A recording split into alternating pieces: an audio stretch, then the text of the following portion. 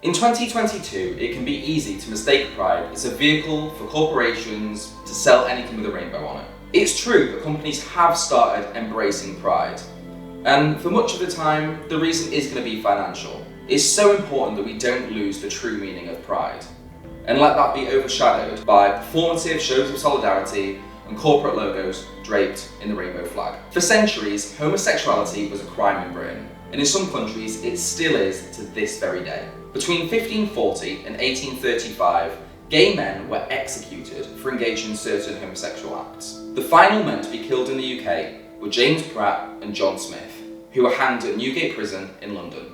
In 1861, the Offences Against a Person Act was passed. This meant that such acts were no longer a capital crime, but were instead punishable by life imprisonment. It wasn't until 1967, just 55 years ago, that homosexuality was decriminalised as a result of the Lord Wolfenden inquiry. 14 out of 15 members of the inquiry's committee agreed that homosexuality should not be a matter for the law. London's first Pride Parade took place in 1972, attended by over 2,000 gay men and women. It was a direct response to hundreds of years of their simple existence being outlawed. It wasn't labelled as a celebration or a party. It was pride, because for the first time in their lives, they were allowed to be proud of who they were. This doesn't mean it was easy. There was still widespread homophobia and anti-LGBTQ+ sentiment across the country. Even MPs who voted to decriminalise homosexuality described it as a disability and a great weight of shame. In 1988, Prime Minister Margaret Thatcher introduced Section 28. It was a homophobic amendment to the Local Government Act, which prohibited state schools from teaching or promoting the acceptability of homosexuality as a pretended family relationship. Section 28 was fiercely campaigned against, but it stayed in place for well over a decade. It wasn't repealed until 2000 in Scotland and 2003 in the rest of the United Kingdom.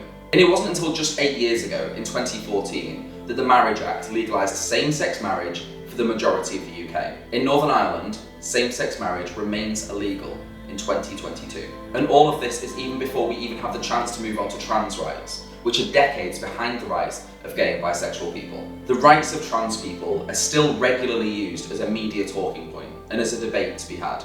Earlier this year, the UK government announced that it will be moving forward with its planned ban on LGBTQ+ conversion therapy, but with the exclusion of the protection of trans people. Pride is a safe space for people from across the massively diverse spectrum of the LGBTQ+ community, who have been rejected and attacked from mainstream society for centuries, to be themselves and to love who they love. It's about visibility and representation, something which is only really now being properly embraced outside of queer spaces. The price of representation in media and across society can be absolutely invaluable for young LGBTQ+ people. Pride isn't necessarily a parade or a physical gathering of people, but just as we have Pride Month, it's an acknowledgement of validation and of a right to exist. That's why we need Pride.